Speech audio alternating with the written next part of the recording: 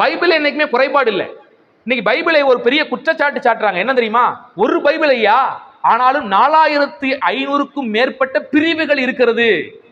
இன்னைக்கு திருச்சபையை பார்த்து பைபிளை பார்த்து ஒரு கூட்டம் குறை பேசுது. என்ன குறை பேசுது தெரியுமா? ஒரு பைபிள் தானே உங்க பைபிள். அந்த ஒரு பைபிள்ல எத்தனை விதமான பிரிவுகள் வச்சிருக்கீங்க? 4500 பிரிவு வச்சிருக்கீங்களே. ஒவ்வொருத்தரும் உபதேசம் பண்றான்.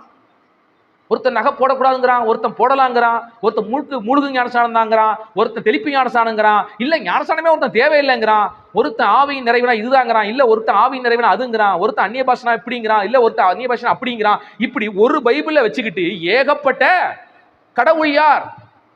கடவுள் ஒரே கடவுள் என்று வேதம் சொல்லுகிறது. இன்னொரு குரூப் சொல்லுது பிதா குமாரன் பரிசுத்த ஆவின்னு சொல்லுது. இது என்னையா? இது ஒரு பைபிள் தான். இவ்வளவு குழப்பத்தை வச்சிருக்கிறீங்களே. அப்போ பைபிள் ஒரு குழப்பத்தின் புத்தகம் என்று அநேகர் போதிக்கிறாங்க.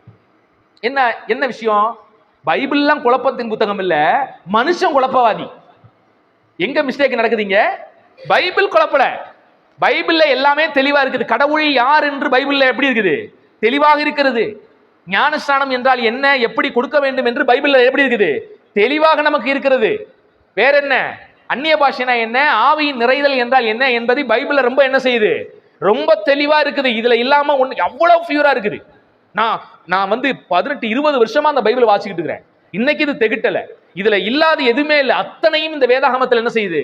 இருக்குது. பைபிள்ல எந்த குறையும் இல்லை.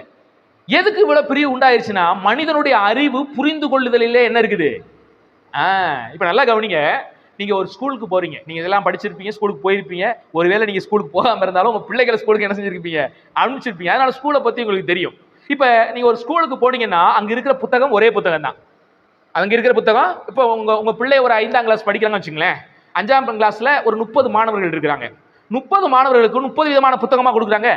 இல்ல, ஒரே புத்தகம் தான். ஆங்கில புத்தகம்னா அந்த 30 மாணவர்களுக்கும் ஒரே விதமான பாடம், ஒரே விதமான காரியம் தான் இருக்கும்.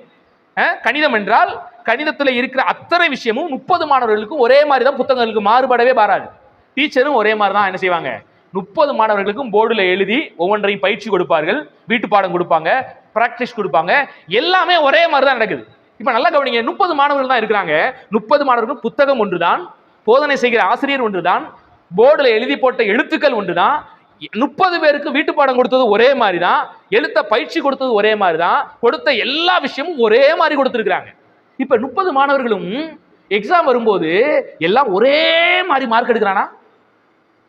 மார்க் எங்கேயாவது பாத்திருக்கீங்க? எந்த ஸ்கூல்லையாவது பாத்திருக்கீங்களா? சார் எங்க ஸ்கூல்ல 30 மாணவர்களும் 90 மார்க், எல்லாருமே 30 பேருமே 90 மார்க் இருக்குதா? என்ன நடக்குறாங்க? ஒருவர் 90 எடுக்கிறார், ஒருவர் 195 எடுக்கிறாரு, ஒருத்தர் 35 தான் எடுக்கிறாரு, ஒருத்தர் 10 தான் எடுக்கிறாரு. ஏன் இந்த பிரச்சனை? அப்ப புத்தகம் தப்பு பண்ணிருச்சா? புத்தகம் எதுவும் தப்பு பண்ணிருச்சா? இல்ல பாடம் எடுக்கிற பரிசுத்த ஆவியானவர் தப்பு பண்ணிட்டாரா? இல்ல, புத்தகமும் தப்பு பண்ணல, ஆசிரியரும் தப்பு பண்ணல. மாணவர்களுடைய புரிந்து கொள்ளுதல் என்ன இருக்குது? மனிதர்கள் குறைவுள்ளவர்கள், மனிதனுடைய அறிவு குறைவுள்ளது, மனிதனுடைய புரிந்து கொள்ளுதல் குறைவுள்ளது, அவங்களுடைய ஞாபக சக்தி குறைவுள்ளது. ஒவ்வொருத்தருக்கும் ஒரு மாதிரி இருக்கும்.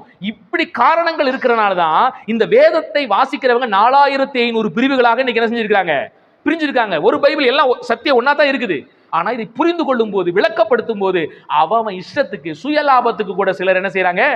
விளக்கம் கொடுக்குறாங்க. அதனாலதான் சொல்லுவேன், எப்பவுமே வேதத்தை நாம் விளக்கப்படுத்துகிற விஷயத்துல ரொம்ப ரொம்ப கேர்ஃபுல்லா என்ன செய்யணும்? இருக்கணும். ஒரு விளக்க கொடுக்கறதுக்கு முன்னாடி 1000 டைம் அதை நம்ம பரிசீலனை பண்ணி யோசித்து இதுவாக இருக்குமா என்று என்ன செய்யணும்? பார்க்கணும். யாராவது ஒருவேளை ஒரு வித்தியாசமா பைபிள் இருந்து விளக்கம் சொன்னார்னா அதை உற்று கவனிங்க. அவர் சொல்லுவது வசனத்தின் அடிப்படையில் சரியாகத்தான் இருக்கிறதா என்பதை வேதம் முழுக்கவும் ஆராய்ந்து பார்த்து என்ன செய்யுங்க? அதை புரிந்து கொள்ளுங்க. எடுத்த உடனே ஒரு விஷயத்தை நம்பாதீங்க. ஏன் இன்னைக்கு சபை மக்களுக்குள்ள கூட வேதம் புரியலன்னு கேட்டீங்கன்னா, இப்படி ஒரு போதகர் சொல்கிற போதனை மட்டுமே அவங்க உள்வாங்கி கொண்டு என்ன செய்யறது? இதுதான் சரி அப்படின்னு ஓடிடுது.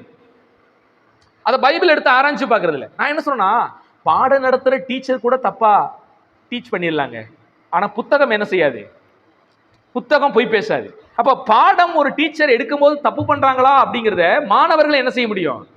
எனக்கு தெரிஞ்சு எத்தனையோ மாணவர்கள் சரியாக புத்தகத்தை ஆராய்ந்து நல்ல நாலேஜ் பெற்றவங்க ஆசிரியர் தவறாக பாடம் எடுக்கும்போது அதை சுட்டி காட்டியிருக்காங்க. நான் சொல்றேன், இந்த சபையில கொஞ்சம் பேரா இருந்தாலும் நீங்க ரொம்ப தெளிவுள்ளவர்களாக என்ன செய்யணும்? நீங்க தெளிவுள்ளவர்களாக இருந்துட்டீங்கன்னா பிசாசு உங்களை என்ன செய்ய முடியாது? வஞ்சிக்கவே முடியாது.